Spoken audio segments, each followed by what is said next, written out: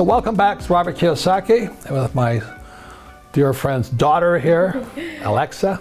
And we're talking about millennials and money, and we've gone through some lessons. I don't know how many anymore, but let's continue on with another lesson here. And so we were talking about your assets and liabilities, right? Yeah. And when you read Rich Dad, Poor Dad, and I said your house is not an asset, what did you think? Well, I think that's a conception that many people believe, but as you demonstrated at the last seminar that we went to in Argentina, my mom had her properties and she converted them into assets. Correct. I think it just depends on what you do with it, and it would be great if you could show us how to turn your house into an asset. It's really fundamental. So if I could go back, I probably covered it earlier, but it's a crucial question. And this is what financial education and financial literacy really is. Again, it starts with a financial statement. And I would say probably 95% of all college graduates don't know what a financial statement is. You took an accounting course, right? Yeah, I did. I know you did parts of this. But I say to young people like you, there's 6 basic words to financial literacy and financial education. And the 6 words again are income, expense, asset, liability. See, I don't really care about my FICO score. A FICO score just basically registers, are you trustworthy with borrowing money? But a bank will never say, I borrow in the hundreds of millions of dollars. A FICO score not gonna get me there, okay?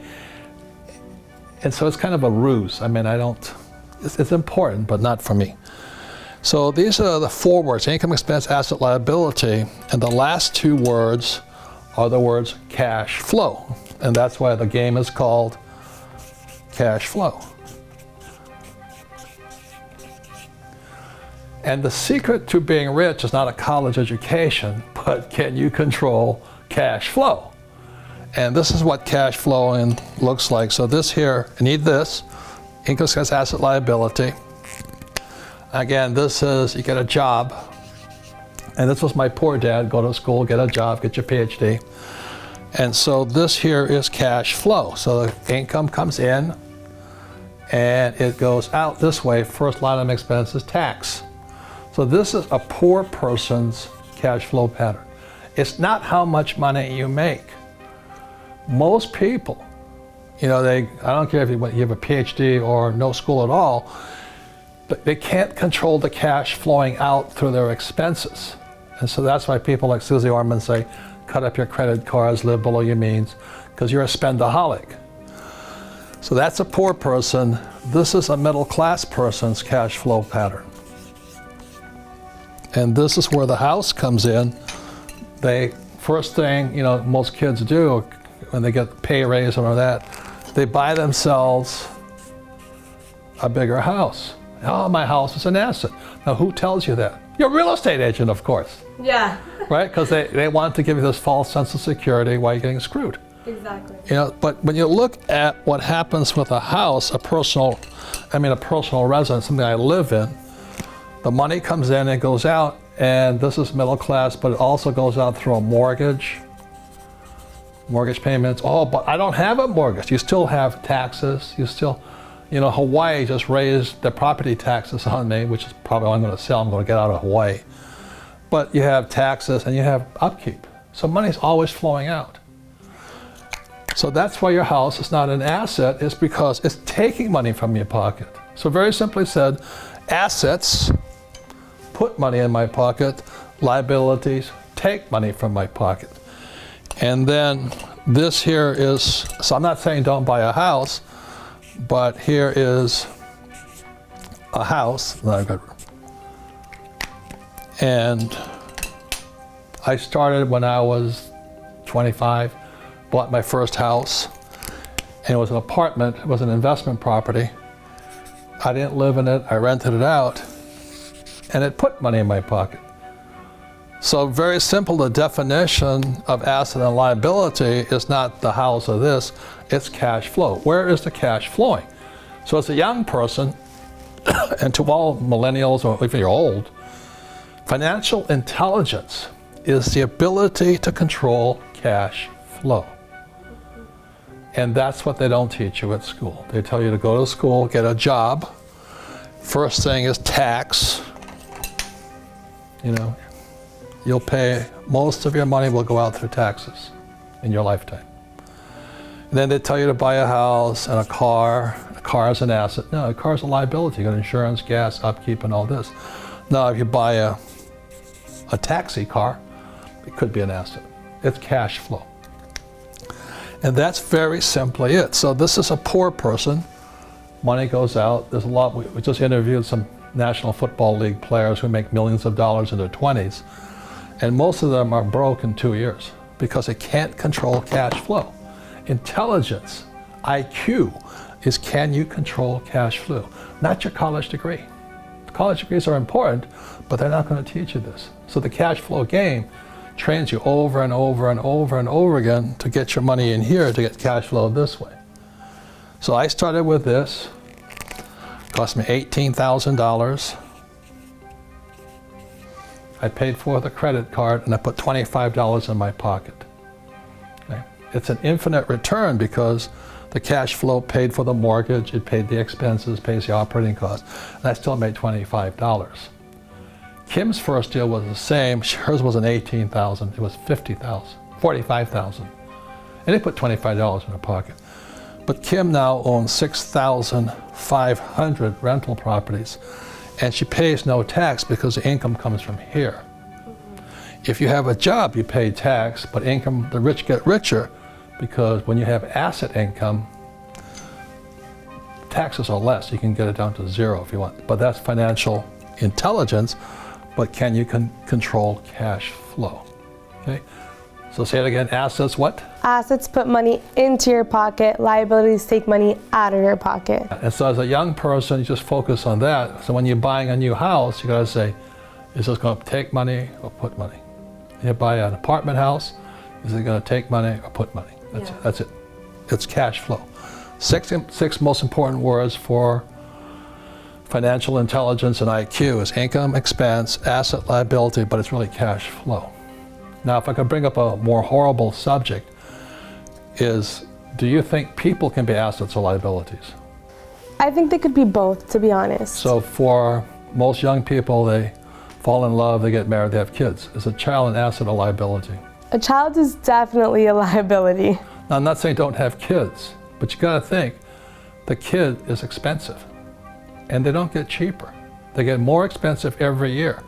You know, then they go to college, and then it gets even more expensive. So a human being, and that sounds horrible to all the socialists and communists out there, but the fact is, kids cost money. But as an old guy, I want you to think about this. As I get older, as people get older, family members become liabilities. So I have a friend whose mother, thank God she had long-term, I don't know what they call it, but they just canceled it on her. She can go to a old age home, and I think the price is $18,000 a month.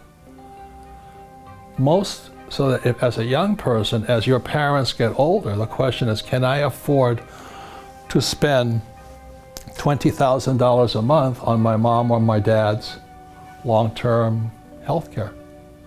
Yes or no? No, not right now. No. So, and this is going to happen to my generation. Many people don't realize, but their brothers or sisters' kids and all this become liabilities to them. So as a person who's fairly well off, I'm and Kim and my friends are thinking about two-legged liabilities. So I know today that if my sisters become ill, I'm the one with the money, and it's my responsibility to pay for them.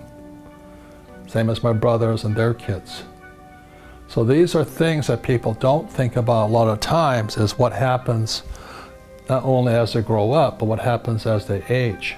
Statistics show the average person, like my generation, let's have $1 million. 80% of that $1 million will be gone in the last 2 years of life. because medical expenses go through the roof. And today insurance companies are canceling, I forget the name of it, but my friend's mother, it was just canceled. So he doesn't have $18,000 a month. So he had to bring his mother into his house and, you know, create another room and all this. He said, well, I love her, which he does, but she's a big liability. And all he had was savings. So the savings are being depleted going out this way. Okay, so but your question about houses and people, but people are assets and liabilities. For most people with our favorite subject, a 401k is an asset or liability. From what I've learned from you, it's definitely a liability. Or an IRA or a pension, because it's always going out this way. There's no guarantee it'll be there.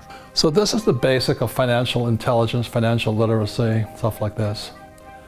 Another thing about people is you have a bad advisor, like a bad financial planner or a crook, or a business partner that's a crook, a wife that's a crook and all that. There could be human liabilities. I have 2 friends right now who just joined the $1 Million Club. Okay, they married beautiful women, got divorced, and the woman is now costing $1 million a year in alimony. So their beautiful wife and the child support, it's $1 million going. And she's only 40 years old, so she has a whole pile of boyfriends, but it's costing him $1 million a year for her boyfriends. I said, I want to be her boyfriend. Not really, you know. Oh my goodness. That makes sense to you? Yeah, it makes sense. Financial IQ is, can you control cash flow? IQ means how big a problem can you solve? So if, like my friend whose mother is now costing him $18,000 a month, well, thank God he has about $100,000 in savings. But in 1 year, it's gone. Yeah. That's not high IQ. But for myself, $18,000 a month, I can go make that much cash flow pretty easily. Yeah. Okay. So when you're like in your 20s, but something, well, how am I going to make, let's say, by the time it's probably $100,000 a month to take care of my parents? Because like it or not, it's cash flow and they become liabilities. And the problem is getting worse because the bond markets are not providing income. So many insurance companies have to renege on their promises to provide the cash flow to take care of our loved ones. The same as medical. Wow. And so that's why when people say, I'm going to go out on my own and do all these things, they're kind of doing what they love, which is good. But they've really got to think about how many liabilities do they have. It's not just your rent, you know, it's your family. And so for me, and for Kim, we have family members, but they're liabilities. So that's why we stay over here. Hopefully nothing will go wrong. But if one of my sisters got ill and she needs $100,000 a month, at least I can provide it. Yeah. Otherwise, they go indigent, whatever they call it. Okay. Yeah. Any other comments or questions? No, thank you for sharing so much about this content and all this information that's going to be super valuable for all my friends and all the millennials out there just like me. So I have 2 friends who are now in the $1 Million a Year Club. It doesn't mean they're making $1 million. It's their wives are taking $1 million a year out of their pocket and their kids and all this. And I go, you should have thought about that 20 years ago. But Yeah. you don't, because you're in love and you're going to have kids and you're going to make it together. Mm-hmm. But your parents are great role models. So once again, the 6 words you have to know and be masters of: income, expense, asset, liability, cash flow. You can control cash flow. That's financial intelligence, financial IQ, and financial literacy. Okay? Okay. Thank you.